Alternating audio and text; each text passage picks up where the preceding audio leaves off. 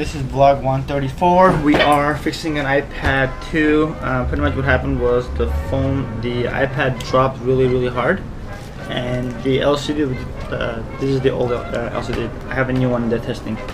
The old LCD pretty much just went out. So I just and I put it on charge. It wouldn't turn off for hours. Then I plugged in so this is the old one that it literally looks like it's great, but it's actually just went out. It just stopped working. It just has an internal damage. And then so we were able to put a new one. Temporarily, it's still in there. I haven't even show you now. The plastic is still on it. So I put a new LCD, not the glass, but the LCD, which is this one, the actual LCD, the screen, and it worked. So it was the LCD. But apparently this one now, this old thing is really bad.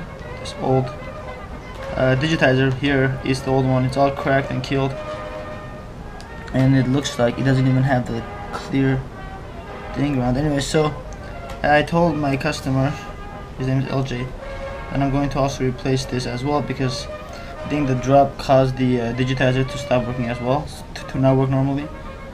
And so we're gonna also fix that as well. So where is this? Okay. She's not working properly, so I mean, there you go, it worked now, but it doesn't work properly, so this has to be also changed because of the drop. Anyways guys, so we're gonna do that right now. So first and foremost, we gotta make sure we can turn this thing off. Obviously, hopefully we can. So we can't even power it off because it's bad. So in this case, what we do is we just do a manual power off.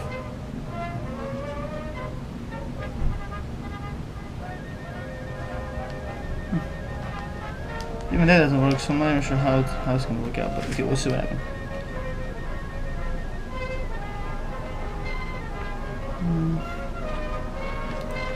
We'll see right now.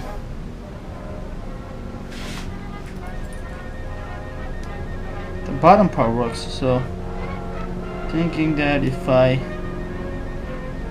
switch this to that side, that way, there you go, now I can power it off. The bottom part of the digitizer works, but the top part doesn't work. So now it's off. So what we're gonna do is next is open this up, remove the new LCD.